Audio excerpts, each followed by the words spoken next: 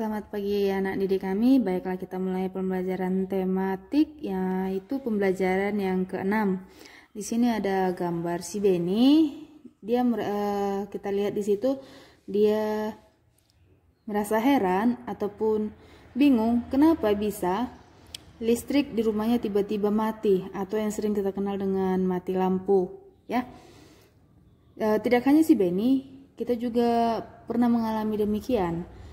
Misalkan kita sedang beraktivitas di malam hari atau sedang menonton, sedang makan, ataupun sedang tidur-tiduran pada malam hari, tiba-tiba mati lampu. Kenapa bisa terjadi? Untuk mengetahuinya kita lihat gambar di sini ya. Di sini dengan judul "Mengapa Mati Lampu?". Oke, seperti yang udah kita pelajari sebelumnya, proses aliran listrik itu berasal dari pembangkit listrik, kemudian ke jaringan transmisi, kemudian ke gardu induk, dan ke gardu distribusi, baru ke pelanggan ataupun rumah warga. Ya, selama perjalanan arus listrik tersebut ada beberapa gangguan yang sering terjadi. Yang pertama itu petir.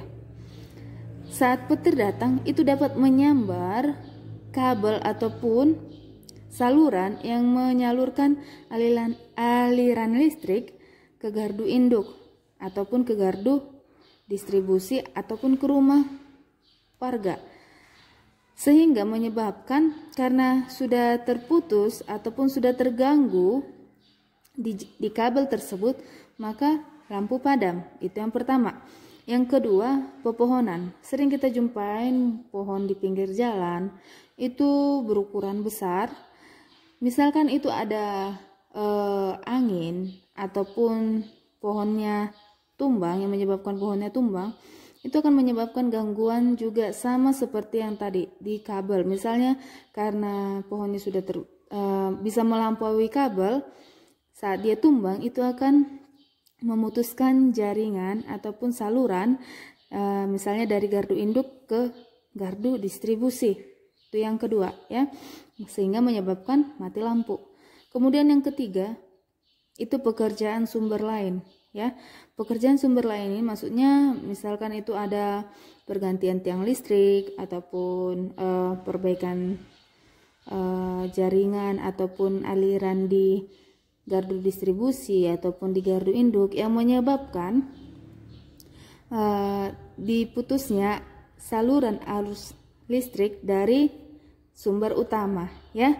Misalkan ada perbaikan di gardu distribusi ataupun di gardu induk ataupun pergantian tiang listrik, itu untuk sementara lampu dipadamkan supaya mereka bisa memperbaiki saluran arus listrik. Kemudian yang kelima itu penggalian ya. Dari penggalian ini, seperti sekarang kita lihat itu ada perbaikan jalan ataupun penggalian misalnya suatu tempat. Jadi itu akan menyebabkan terjadinya mati lampu. Kenapa? Saat di penggalian ini, jika misalkan dia dekat dengan arus listrik ataupun tiang listrik ataupun gardu distribusi, itu akan untuk sementara listrik akan dipadamkan dari sumbernya untuk memperlancar pekerjaan penggalian tersebut.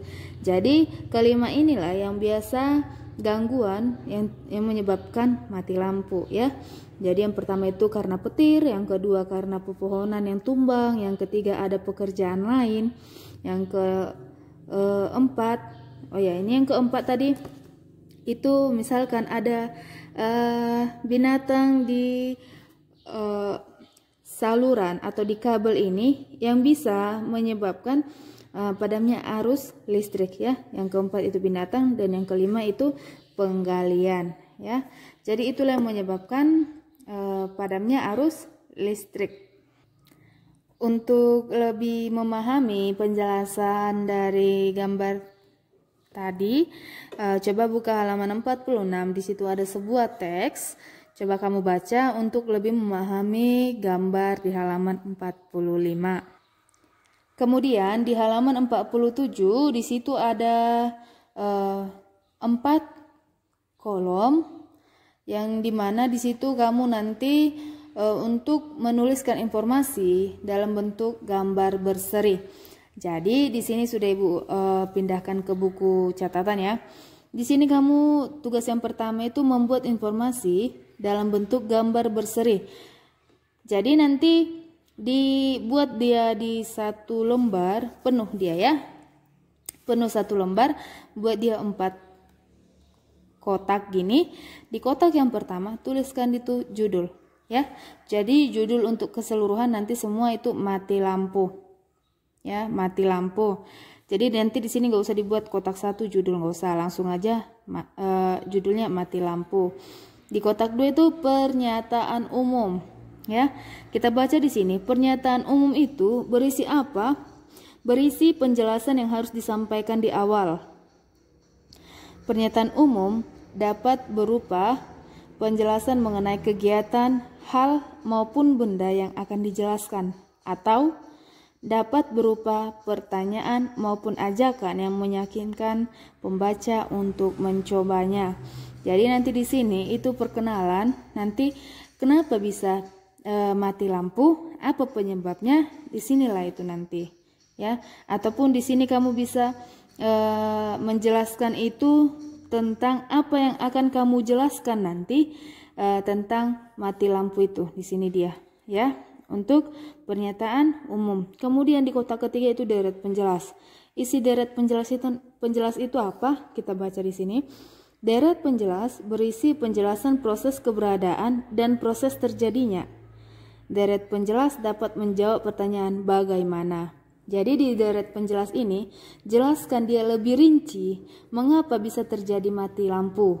Tadi katanya di sini, di deret penjelas dapat menjawab pertanyaan bagaimana. Jadi nanti kalau misalkan di deret penjelas ini, itu berisi bagaimana bisa terjadinya mati lampu. Disinilah kamu jelaskan dia lebih rinci. Di sini sudah kamu jelaskan, nanti itu hanya secara sekilas ya. Kemudian di sini lebih rinci dia ya. Bagaimana? Berarti tadi ada 4 gangguan. Di sinilah kamu jelaskan tadi 4 gangguan tersebut ya. Kemudian di kotak keempat itu simpulan dan pendapat penulis. Itu simpulan dan pendapat penulis itu berisi apa? Ringkasan umum dari sebuah teks atau hasil akhir dari suatu pembahasan masalah. Jadi di sini kamu menyimpulkan apa yang sudah kamu tulis dari kotak kedua dan kotak ketiga. Ya, dari pernyataan umum dan deret penjelas, disinilah kamu simpulkan di kotak keempat. Jadi nanti buat di catatan kamu itu besar, 4 kolom. Yang pertama langsung buat aja judulnya mati lampu. Yang kedua, jelaskan itu mati lampu itu apa artinya, kemudian penyebabnya itu apa, ada 4 tadi. Ya, di sini aja itu perkenalan. Kemudian di deret penjelas itu jelaskanlah dia kenapa bisa gangguan yang keempat tadi yang di sini bisa menyebabkan mati lampu. Di sinilah kamu buat itu di deret penjelas. Ya. Kemudian di keempat itu langsung buat aja simpulan atau pendapatmu sendiri ya di sini. Dari mana? Dari yang sudah kamu tulis di kotak kedua dan kotak yang ketiga. Itu tugas pertama di tematik. Kemudian tugas yang kedua di sini menjawab pertanyaan halaman 48 ya. Jawablah pertanyaan di halaman 48 nomor 1 sampai 3. Jadi tugasmu tematik itu ada 2. Yang pertama membuat informasi dalam bentuk gambar berseri, ini dia. Yang kedua itu menjawab pertanyaan di halaman 48 nomor 1 dan sampai 3. Jadi kerjakanlah itu dengan baik. Ibu mengharapkan semua untuk tetap aktif. Dan kalau mengirimkan tugasnya tolong jelas dan jangan kabur ya. Selamat mengerjakan dan tetap semangat.